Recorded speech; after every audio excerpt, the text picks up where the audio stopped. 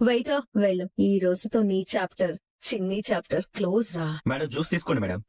No thanks. Madam juice తీసుకోపోయినా కింద ఉన్న పేపర్ తీసుకోండి మేడం. పేపరా? చూడండి మేడం, మీకే తెలుస్తుంది. అమ్మా చిన్ని, నేను హాఫ్ టికెట్ ని నేను బయట పార్కింగ్ దగ్గర వెయిట్ చేస్తున్నాను. నువ్వు వస్తే మాట్లాడుకుందాం. వెళ్ళండి మేడం, మీకోసమే వెయిట్ చేస్తున్నారు. అలాగే. Just minute. నేను మినిస్టర్ గారి అబ్బాయి రిసెప్షన్ కి వచ్చాను. ఇంటికి వచ్చాక కాల్ చేస్తాను. వచ్చి కలవండి. ఏంటి మిత్రమా, ఎలా ఉంది రిసెప్షన్? గ్రాండ్ గా చేస్తున్నానా?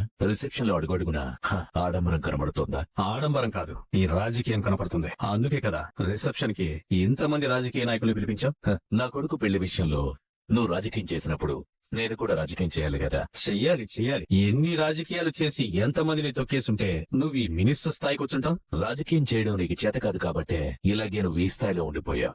నీలా కుళ్ళు రాజకీయాలు చేయడం నాకు చేత కాదు కదా. నాది కుళ్ళు రాజకీయమో మంచి రాజకీయమో అది చూసే కళ్ళని బట్టి ఉంటుంది. ఆ కళ్ళల్లో ఉండే కుళ్ళును బట్టి ఉంటుంది. నీలో నీ కళ్ళల్లో కుళ్ళుంది కాబట్టే నా రాజకీయం నీకు కుళ్ళు రాజకీయంలా కనబడుతోంది.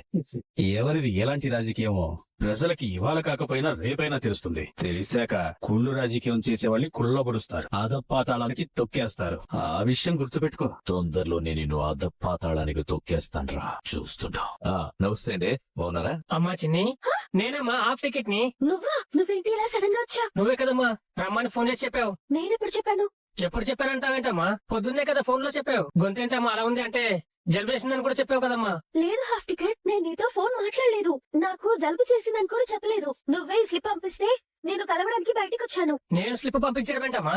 నేను పంపించలేదు. మరి పొద్దున నేను మాట్లాడినట్టుగా నీతో ఫోన్ మాట్లాడింది ఎవరు? ఇప్పుడు నువ్వు పంపించినట్టు ఈ స్లిప్ నాకు పంపించింది ఎవరు? నాకు తెలియకుండా నా చుట్టూ ఏదో జరుగుతున్నట్టుంది. ఇప్పటికైనా అర్థమైందమ్మా నువ్వు ఎటువంటి పరిస్థితిలో ఉన్నావో, ఎటువంటి మనుషుల మధ్య ఉన్నావో నీకు తెలియకుండా నువ్వు ఎంత ప్రాబ్లం లో ఉన్నావో నీకు అర్థమైందా? ఏంటా ప్రాబ్లం? చెప్పు హాఫ్ టికెట్, ఏంటా ప్రాబ్లం? ఏం చెప్పమంటావమ్మా?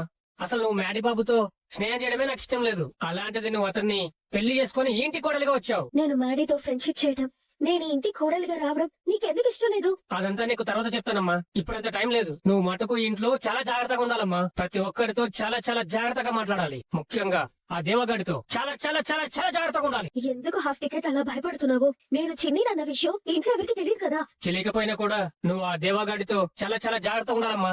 ఆ దేవా నీ మీద ఎంత కోపంగా ఉన్నాడో నీకు తెలియదు. ఆ కోపంతో నిన్ను వాళ్ళు ఏం చేస్తారు అని భయంగా ఉంది. అంకుల్ కి ఇష్టం లేకుండా నేను మ్యాడీని పెళ్లి చేసుకున్నందుకు మొదట్లో దేవా అంకుల్ కి నా మీద కోపం వచ్చింది. కానీ నాగవల్లి ఆంటీ ఆ కోపాన్ని పోగొట్టింది. దేవా అంకుల్ చాలా మంచివాడు కాబట్టి ఇంకా నా విషయంలో కోపంగా ఉండరు. అయ్యో చిన్ని, నీకెలా చెప్పాలో నాకు అర్థం కావట్లేదమ్మా. నువ్వు అనుకున్నట్టు ఆ దేవ మంచోడు కాదమ్మా, చాలా దుర్మార్గుడమ్మా. ఇంతకాలం బాలరాజన్న మనకు కనపడకుండా పోవడానికి కారణం ఆ దేవనే. ఆ దేవనే మీ నాన్నని ఎక్కడో బంధించాడు. అంకులా? దేవా అంకులా?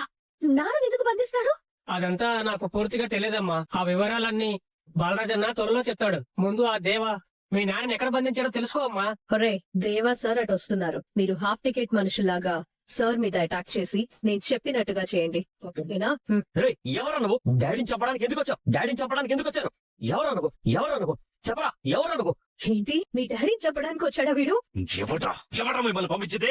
మిమ్మల్ని చెప్పమని హాఫ్ టికెట్ చిన్ని పంపించారు సార్. ఒరే ఎవరా అక్కడ? వాడిని పట్టుకోండి, పారిపోతున్నాడు, పట్టుకోండి. పట్టుకుంటారా వాడిని? హాఫ్ టికెట్ అర్జెంట్ గా నువ్వు ఇక్కడి నుంచి వెళ్ళిపో. అదిగో హాఫ్ టికెట్. మేడం వాళ్ళు పారిపోయారు మేడం. పర్లేదు, వీడు దొరికాడు కదా చాలు. ఆ రోజు కాలేజ్ లో చిన్ని గురించి అడిగితే చిన్ని గురించి తెలియదనో, చిన్ని ఎక్కడుందో నీకు తెలియనప్పుడు నువ్వు చిన్ని కలిసి మా డాడీని చంపడానికి ఎలా ప్లాన్ చేశారు? లేదు బాబు, నేను మీ డాడీని చంపాలని ప్లాన్ చేయలేదు. లేదంట వెంట్రా, ఇప్పుడే కదా నా మీద నీ మనుషులు అటాక్ చేసి పారిపోయారు. అదే హాఫ్ టికెట్ అలా ఇరికిపోయాడు. వాళ్ళెవరో అటాక్ చేస్తే అది మనమే అటాక్ చేసామంటారేంట్రా? అదే నాకు అర్థం కావట్లేదు. నిజంగా అటాక్ చేసిన వాళ్ళు ఎవరో నాకు తెలియదు మేడం. అబద్ధం, నీకు తెలుసు. వాళ్ళు ఖచ్చితంగా నీ వాళ్లే. చిన్ని ఎక్కడుందో చెప్పే వరకు వీణ్ణి విరగొట్టండ్రా. ఈ దెబ్బలు తట్టుకోలేక మధునే చిన్ని అన్న నిజాన్ని ఆ హాఫ్ టికెట్ గాడు చెప్పేస్తాడు. వెంటనే మ్యాడీ దాన్ని మెడపట్టుకుని బయటికి గెంటేస్తాడు. అప్పుడు ఆ చిన్నిని ఈజీగా లేపేయొచ్చు. మధునే చిన్ని అనే నిజం నేను చెప్పేస్తానని నన్ను ఇలా కొట్టిస్తున్నట్టుంది నాగవల్లి. నేను చచ్చినా సరే ఆ నిజం ఇప్పుడు బయట పెట్టి చిన్నిని ప్రమాదంలో పడేయలేను. నిజంగా నాకు తెలియదండి. నిజంగా నాకు తెలియదు. ఇంకా కొడితే చచ్చిపోయేలా ఉన్నాడు. వెళ్ళండి వెళ్ళండి, ఇక్కడ నుంచి వెళ్ళండి. ఇప్పటికైనా నిజం చెప్పు, చిన్ని ఎక్కడుంది? నువ్వు చిన్ని కలిసి మా డాడీని ఎందుకు చంపాలనుకుంటున్నారు? దేవుడి మీద ప్రమాణం చేసి చెప్తున్నాను, నేను మీ డాడీని చంపడానికి రాలేదు. ఆ విషయం మేం తేల్చుకుంటాం గాని చిన్ని ఎక్కడుందో ముందు అది చెప్పు. చెప్పు, చిన్ని ఎక్కడుందో చెప్పు. నీతో ఏవో నిజాలు చెప్పడం కోసం నీ చుట్టూ తిరుగుతూ ఉంది. ఏంటా నిజాలు? నీ చిన్నప్పుడు జరిగిన దారుణాలు, ఆ దారుణాలకు సంబంధించిన నిజాలు తెలియక ఇంతకాలం నువ్వు అబద్ధాలని నమ్ముతున్నావు. నేను చిన్న నిజాలు నీకు తెలియజేసే ప్రయత్నాలు చేస్తున్నామే తప్ప మీ నాన్నగారిని చంపడానికి నేను కుట్ర చేయలేదు బాబు. నిజాలకి అబద్ధాలకి తేడా తెలియక నువ్వు చిన్నిని అపార్థం చేసుకున్నావు. ఆ అపార్థాలని తొలగించడానికే చిన్ని నీ చుట్టూ తిరుగుతుంది. ఏంట్రా ఆ? అబద్ధాలు నిజాలు ఘోరాలు దారుణాలని ఏవేవో మాట్లాడుతున్నావు. చేసిన తప్పుని కప్పిపుచ్చుకోవాలని చూస్తున్నావా? నా మీద అటాక్ చేసేంత పెద్దవాడవయ్యావరా నువ్వు? నువ్వెంత నీ పోతకే నేను ఎట్లా కదరా? పడుకోరా. ఆగబడ. పద, పద, పద, పద, త్వరగా పద. పద, పద, త్వరగా పద. అదేంటి దేవా అంకుల్ హాఫ్ టికెట్ కి పారిపోయే అవకాశం ఇచ్చాడు. పారిపోయాడు బావా. పర్లేదు, వాడిని పట్టుకోవడం పెద్ద కష్టమేం కాదు. వాడి సంగతి తర్వాత వెళ్తాం. లోపలందరూ పొలిటీషియన్లు మన కోసం వెయిట్ చేస్తున్నారు. ఇప్పుడు వాళ్ళకి కూడా తెలిసిందంటే మన పరువు అయిపోతుంది. లక్కీగా మీడియా వాళ్ళందరూ లోపలే ఉన్నారు కాబట్టి సరిపోయింది. ముందు రిసెప్షన్ కంప్లీట్ చేద్దాం, తర్వాత హాఫ్ టికెట్ గడి సంగతి ఏంటో ఆలోచిద్దాం. పదండి. ఆ మధుని చిన్ని అన్న విషయం ఆ హాఫ్ టికెట్ కాడు చెప్తాడనుకున్నాను. నా ప్లాన్ అంతా వేస్ట్ అయిపోయింది. రంగా, మనం తెచ్చిన పూలదండలు తీసుకురా. పెళ్లి కూతురు పెళ్లి కొడుకు ఇద్దాం. అలాగే తిలక్ గారు. హ్మ్. మిమ్మల్ని చెప్పమని హాఫ్ టికెట్ చిన్ని పంపించారు సార్. దేవుడి మీద ప్రమాణం చేసి చెప్తున్నాను, నేను మీ డాడీని చంపడానికి రాలేదు. నీతో ఏవో నిజాలు చెప్పడం కోసం నీ చుట్టూ తిరుగుతూ ఉంది. ఏంటని చాలు. నీ చిన్నప్పుడు జరిగిన దారుణాలు, ఆ దారుణాలకు సంబంధించిన నిజాలు తెలియక ఇంతకాలం నువ్వు అబద్ధాలని నమ్ముతున్నావు. నేను చిన్న నిజాలు నీకు తెలియజేసే ప్రయత్నాలు చేస్తున్నామే తప్ప మీ నాన్నగారిని చంపడానికి నేను కుట్ర చేయలేదు బాబు. చిన్ని ఫంక్షన్ కి కూడా వచ్చుంటుందా? నువ్వే కదమ్మా రమ్మని ఫోన్ చేసి చెప్పావు. నేను స్లిప్ పంపించడం ఏంటమ్మా? నేను పంపించలేదు. నువ్వు మటుకు ఇంట్లో చాలా జాగ్రత్తగా ఉండాలమ్మా. ముఖ్యంగా ఆ దేవగాడితో. ఇంతకాలం బాలరాజ్ అన్న మనకు కనపడకుండా పోవడానికి కారణం ఆ దేవనే. నీతో ఏవో నిజాలు చెప్పడం కోసం నీ చుట్టూ తిరుగుతూ ఉంది. ఏంటని చాలు. నీ చిన్నప్పుడు జరిగిన దారుణాలు, నిజాలకి అబద్ధాలకి తేడా తెలియక నువ్వు చిన్నిని అపార్థం చేసుకున్నావు.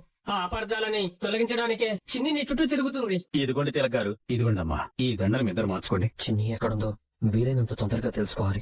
దేవా అంకుల్ నాన్నని ఎక్కడ బంధించాడో, అసలు ఎందుకు బంధించాడో తెలుసుకోవాలి. ఈ రిసెప్షన్ సందర్భంగా మీ మేనమామ ఇస్తున్న చిన్న బహుమతి తీసుకోండి, మార్చుకోండి. కంగ్రాచులేషన్స్ బాబు, కంగ్రాచులేషన్స్ అమ్మా. Thank you. మీరిద్దరు చాలా చూడముచ్చటగా ఉన్నారు. మీరు వెళ్ళి భోజనాలు కానిస్తూ ఉండండి, నేను వస్తాను. రై వరుణ్, అలాగే. సార్ వాళ్ళని తీసుకెళ్ళు. Ready sir. రై తిలక్ గారిని కూడా తీసుకెళ్ళు. అంకుల్ రండి, అటుపదండి. బావగారు మన ఫ్యామిలీ మెంబర్స్ అందరం కలిసి ఒక సెల్ఫీ తీసుకుందామా? అవునవును, 2 ఫ్యామిలీలు కలిసి సెల్ఫీలు దిగాలి కదా. రండి రండి. అందరూ వచ్చేసినట్టే కదా? వచ్చేసినట్టే. వచ్చేసినట్టే అంటే మీ ఆయన రాలేదు కదా. వాడి గెస్ట్లని భోజనానికి తీసుకెళ్ళాడులే. భోజనాలు అయ్యే వరకు వరుణ్ అక్కడే ఉండాలి కదా బామ్మర్ది గారు. వాళ్ళని భోజనాన్ని కూర్చోబెట్టి వచ్చేస్తాడు. 1 నిమిషం వెయిట్ చేద్దాం, మళ్ళీ ఇలాంటి ఛాన్స్ రాదు కదా. అక్క ఆ ఫోన్ ఇటు ఇవ్వు. అందరూ దగ్గర జరగండి. అమ్మా దగ్గరికి రా. హలో, ఏంటి నేను లేకుండానే సెల్ఫీ దిగేస్తున్నారా? నీకోసమే వెయిటింగ్. కమాన్ రామా. అందరూ స్మైల్ అవ్వండి. ఏంటమ్మా మీరు కూడా చూసారా? అవునమ్మా, చిన్ని ఎక్కడుందో చెప్పు చెప్పు అంటూ హాఫ్ టికెట్ ని అలా కొట్టడం మేం కళ్ళారా చూసాం. అతను నీ గురించి చెప్పేస్తాడేమోనని చాలా భయంతో వణికిపోయావమ్మా. హాఫ్ టికెట్ మా నాన్నకి నమ్మిన బంటు. ప్రాణం పోయినా సరే నా గురించి నిజం ఏది బయటపెట్టడు. అతను చెప్పకపోయినా నాకు ఎలాంటి ప్రమాదము ఉండదు నాన్న. మీరు అనవసరంగా భయపడకండి. ఇప్పుడిప్పుడే నాకు కొన్ని కొత్త విషయాలు తెలుస్తున్నాయి. నువ్వు మటుకు ఇంట్లో చాలా జాగ్రత్తగా ఉండాలమ్మా. ముఖ్యంగా ఆ దేవగాడితో. ఇంతకాలం బాలరాజ్ అన్న మనకు కనపడకుండా పోవడానికి కారణం ఆ దేవనే. ఆ విషయాలకి సంబంధించి లోతుగా తెలుసుకుంటాను. మాడీకి నిజ నిజాలు తెలిసేలా చేసి చిన్ని మీద తనకున్న కోపాన్ని పోయేలా చేస్తాను. మీరు ధైర్యంగా ఉండండి. మధు, మొత్తానికి నీ రిసెప్షన్ చాలా గ్రాండ్ గా జరిగిందే. నువ్వు ఇలాగే లైఫ్ లాంగ్ హ్యాపీగా నవ్వుతూ ఉండాలని కోరుకుంటున్నాను. All the best. Thank you. Okay అక్క, మేము ఇక బయలుదేరుతాము. అలాగే. వస్తానమ్మా, జాగ్రత్త. మీ అమ్మాయిని జాగ్రత్తగా చూసుకోవడానికి నేనున్నాను కదా వదిన గారు. మధుని నేను మీ అంత ప్రేమగా చూసుకోకపోయినా ఒక అత్తగారిలా ఎంత ప్రేమగా చూసుకోవాలో అంత ప్రేమగా చూసుకుంటాను. మా అక్క మిమ్మల్ని ఒక కోడలుగా ఎంత ప్రేమగా చూసుకోవాలో అంత ప్రేమగా చూసుకుంటుంది కదక్క? లేదురా, నేను అంత ప్రేమగా చూసుకోలేను. అంతకు రెట్టింపు ప్రేమగా చూసుకుంటాను. అత్తకు మించిన కోడలు అనిపించుకోవాలి కదా.